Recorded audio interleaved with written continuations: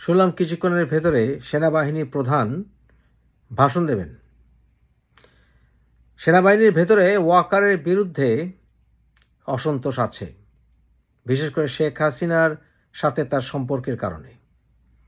জাতি কোনো কিছুই মেনে নেবে না যদি না শেখ হাসিনা পদত্যাগ করে এবং যদি না শেখ হাসিনা গ্রেফতার হয়। শেখ হাসিনার মন্ত্রণালয়ের প্রত্যেককে গ্রেফতার করতে হবে। শেখ হাসিনার চিহ্নিত পুলিশ প্রশাসনে কর্মকর্তাদেরকে গ্রেফতার করতে হবে। পুরো ঢাকা শহর এখন সংগ্রামী জনতা এবং ছাত্রদের দখলে। অন্য কোনো কিছু তোমরা মেনে নেবে না, কোনো কিছু না। শেখ হাসিনা যেন দেশ ত্যাগ করতে না পারে, তার মন্ত্রীরা যেন কেউ দেশ ত্যাগ করতে না পারে। পুরো এয়ারপোর্ট এখন ব্লকড রাখতে হবে, পুরো এয়ারপোর্ট।